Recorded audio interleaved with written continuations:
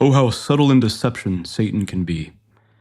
I've been called a fascist many times, and I want to address what fascism is because I think many people, most people, who throw around the accusation of fascism don't actually understand what it is. It sort of reminds me of Fox News years and years ago would sort of call everything they didn't like socialism, but not everything is socialism.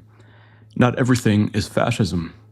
And a danger I see is that many people seem to be caught up, sort of the liberal, the technically liberal zeitgeist, if you will, is collapsing in both parties, in Europe and in the United States. The powers that be, the narratives that they've spun, the institutions, all those things, from the royal family to trust in the news outlets, to the CDC, to the Supreme Court, both sides, to elections themselves. I've heard Trump and Obama, they both question elections. This is not a good place to be because the things underlying traditionally liberal society are coming undone. And so what I'm seeing is younger people on the internet are turning to, they're seeing these things, it's affected their lives, they're disenfranchised, they can't make a living, they can't find a spouse, they feel blamed for society's problems, they feel hopeless, so they stay inside playing video games and they stay inside terminally online, unfortunately. And so they're turning to binary bad options, Marxism, and some of them are turning to fascism. I've noticed when I try to convince, no disrespect to a generation, but Boomer or Gen X liberals who are used to watching the New York Times or CNN or MSNBC, when I try to convince them, look, there are literally a lot of Marxists on the left. They're just not hanging out in the places you're hanging out. They're on Discord and Twitch. They don't believe me. And when I try to convince older Republicans that there really are a lot of neo-Nazis, this is sympathy for fascism and neo-Nazi movements has grown. We can talk about why, but right now I just want to talk about what fascism is and offer a critique. Fascism in the end is demonic. And people who accuse me of fascism don't understand what it is. Essentially, it's like saying this: if this ideology and this ideology have certain things in common, there's overlap. People then make the mistake of saying, well, if I can recognize some things in common in the middle, therefore you must be one of these things, which is certainly not the case. So a couple of books you can read, I don't recommend it, but I've read a little bit on fascism. So first, there are different kinds of fascism. Not all fascism is Nazi fascism. There are differences between Mussolini's fascism and Nazi fascism. Two, not everyone who's a dictator or an authoritarian is a fascist, okay? This should be common sense. There are kings who are sort of leaned into, as much as they could, absolute monarchy to wield as much power as they could, but they weren't all fascists. Fascism is an ideology. It's a political doctrine, but it's more than this. And what I'll say is this: Karl Marx recognized actual problems in society. His solution was cancer. His solution was death. His solution was foolish. I suspect the man was demonically influenced. And every implementation of that system has failed, not just because of American intervention. Its failure is the feature, not the bug, of Marxism, and we're going to talk about that. But I've researched fascism as well, and fascism recognizes other real problems in society due to liberalism. I don't mean Democrats or Republicans, who both parties are technically liberal in the philosophical sense. Fascism recognized real problems caused in society by liberalism. And it offered a solution, but the solution itself is cancer. It's demonic. So what I'll say first is that there were some conservative people in Germany and Italia. There were some even Catholic people who at first thought that some of these fascists, before the doctrine was well understood, before the implications, before the darker deeds were brought into light. There were some Catholics, even decent Catholics, who were like, yeah, these guys might be the answer. They might be restoring what was before liberalism eroded it. So think about what the situation was for 1800s Italy. Italy, I'll remind you that Italy wasn't a unified country. It was several regions, I think 12 regions, Tuscany, etc. And some of those regions are still fairly distinct from the other regions in Italy, but they became the unified kingdom of Italy. And this found itself in war with the papal states. The popes at some period of history had secular power. I won't get into whether or not they should, but the point is they had lost much of that from the 1800s due to liberal revolutions. And that's why the Pope had called himself a prisoner of the Vatican. The Pope had a standing army for a while. He no longer does. He was allowed to keep the Swiss Guard. Think about France, the French Revolution that's glorified and glamorized, and I once romanticized it a bit too much. It was evil. You could talk about the corruption of the elites in French society, the decadence, but you should also know about the violence and the beheadings, the execution, the mob violence of the French mobs who took over cathedrals, defaced them, and called them temples of reason and had esoteric demonic rituals. You should know about the beheadings of scientists you learn about in high school because they came up with a lot of modern chemistry, beheaded in the name of democracy and reason, which led Madame Roland to say, democracy, democracy, what? Liberty, liberty, what crimes are committed in thy name, right before they cut her head off in the name of liberty. All throughout Europe and America, the liberal revolutions were causing problems. And turns out there were people who warned us that freedom can't be conceived of as the liberals are telling us. There must be more to human nature, to culture, to tradition, to societies. Edmund Burke wasn't a Catholic, but he warned that no, there's a connection between the past, the present, and the future. Whereas Thomas Jefferson and Thomas Paine thought that the only people that mattered were the living. But Burke tried to warn from a non-Catholic position, no. The society you live in, you didn't build it yourself. You're depending upon the traditions, the culture, the language, the architecture, the wealth of the people who came before you. And you should leave this and develop it for the people after you. Because no living generation can create the United States or the United Kingdom or Scotland or Ireland from scratch. It's just not how it works. These are deep-set traditions. Fascism recognizes that liberalism eroded that. So in the book, The Doctrine of Fascism by Mussolini, it's a very short thing you can read quickly, and I'll disagree with him in the first couple of pages, but it's almost subtle at first. He basically lays out his conception of fascism. He says that it is a positive conception of life as a struggle, which you can find in Hitler's Mein Kampf, Mein Struggle, which is why anytime someone talks about struggle now, some on the left think, fascism, which is not accurate. Other belief systems admit the struggle of life, like Buddhism or Eastern Orthodoxy. Not everyone who acknowledges life can be a struggle is a fascist. That's just asinine. But he talks about the reaction against materialist positivism, the reductionism I complain about, reducing the world to matter and acting as though humans can just be these slaves to this corporate system. And if we just give them enough material things to be pleasured with, sugar, entertainment, pornography, whatever else, decadence. Mussolini says, for this reason, fascism is opposed to all the abstractions of an individualistic character based upon materialism typical of the 18th century, the 1700s, and liberalism. And it is opposed to all the Jacobin innovations and utopias. It doesn't believe in utopia, right? Liberalism denied the state and the interest of the particular individual. And it did. The autonomous individual, your right, your self-expression above all. Even your ancestors and your descendants, if you have them, be damned.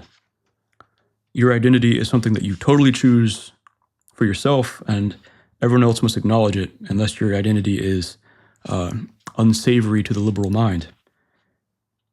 We'll come back to the problem with this. They reject dialectics, the dialectics of Hegel and Marx, this idea of progress towards a utopia.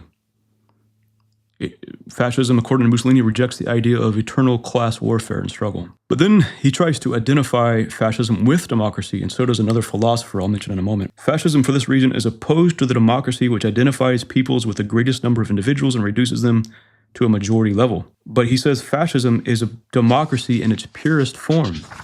Mussolini says, and this is a good quote to sort of encapsulate not the worst aspects of it, but his critique of something that's real. And this is why young men are resonating with fascism. Fascism denies the possibilities of the materialistic concept of happiness. It leaves that to the economists of the first half of the 17th century.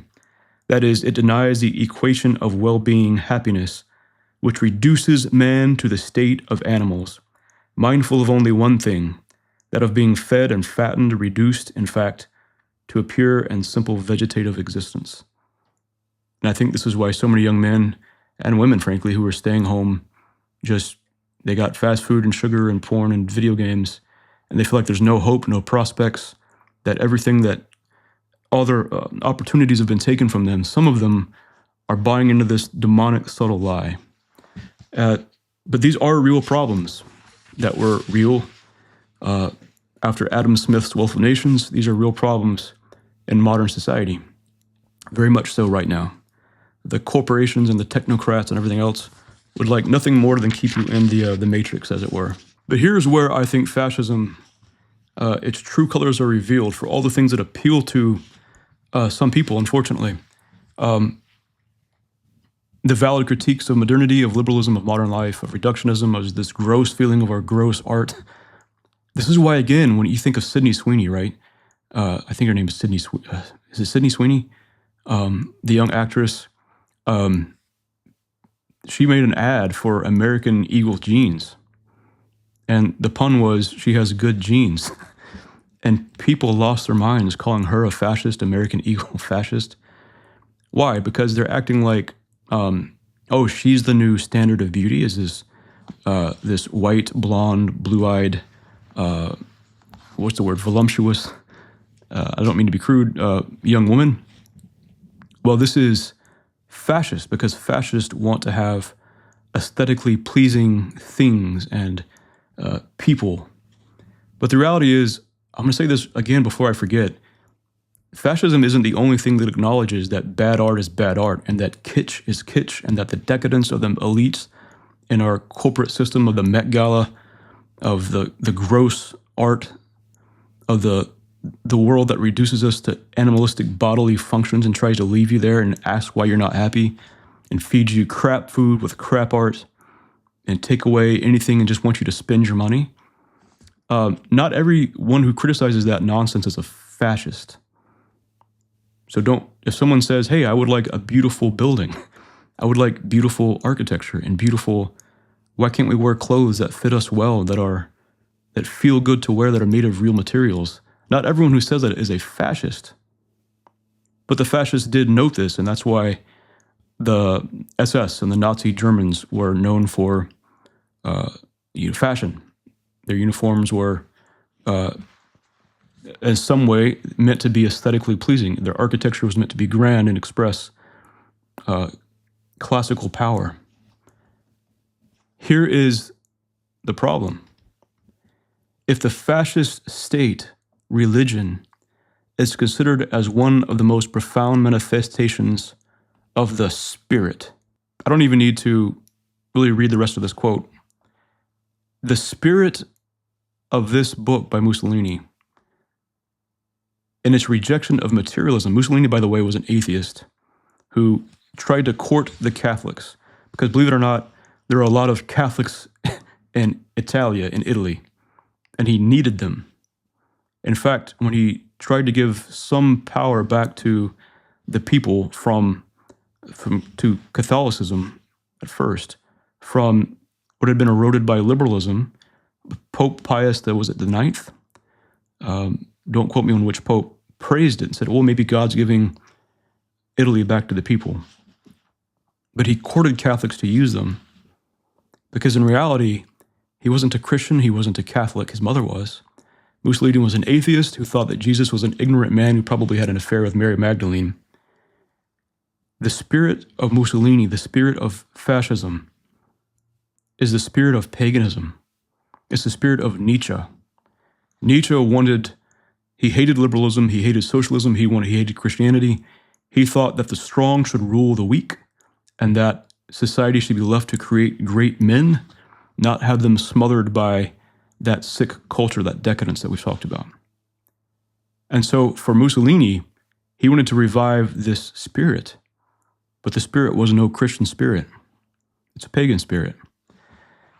We're going to come back to that because there actually is a Catholic doctrine written in 1939, a Catholic encyclical that calls us out for what it is when one of the popes recognized what was happening.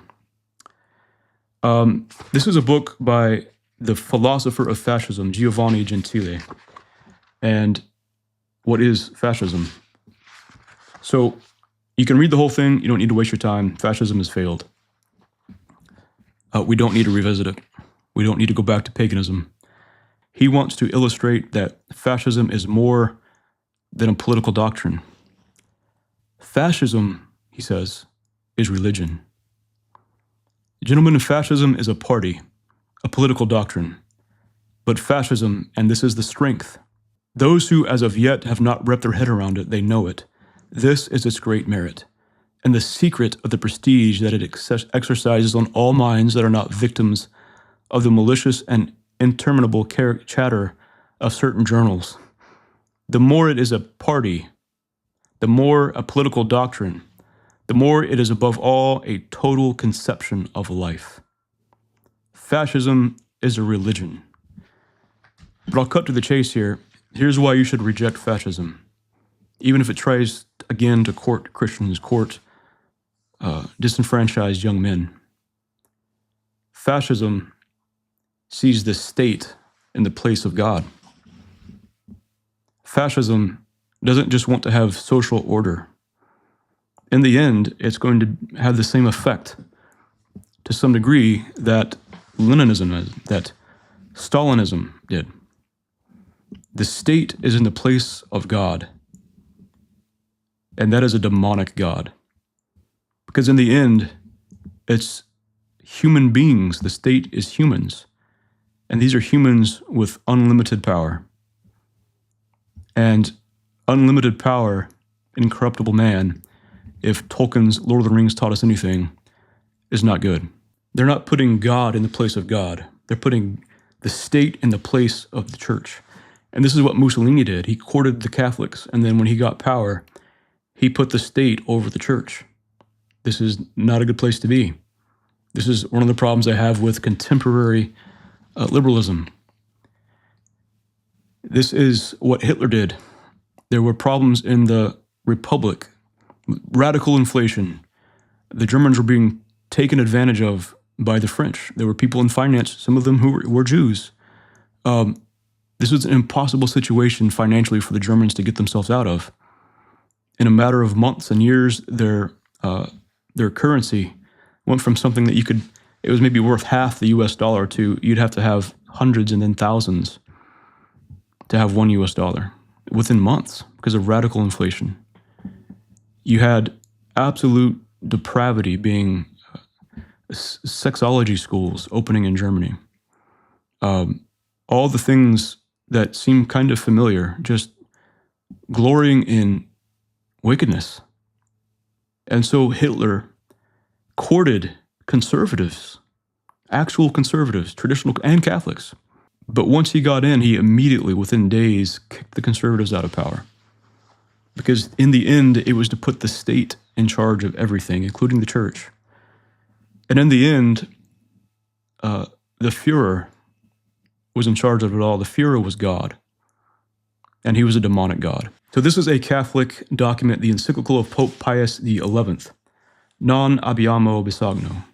It's a long document, but in paragraph 44, the Pope writes, "And we find ourselves confronted by a mass of authentic affirmations and no less authentic facts which reveal, beyond the slightest possibility of doubt, the resolve, already in great mixture actually put into effect, to monopolize completely the young, from their tenderest years up to manhood and womanhood, for the exclusive advantage of a party, a political party, and of a regime based on an ideology which clearly resolves itself into a real pagan worship of the state idolatry, which is no less in contrast with the natural rights of the family than it is a contradiction with the supernatural rights of the church.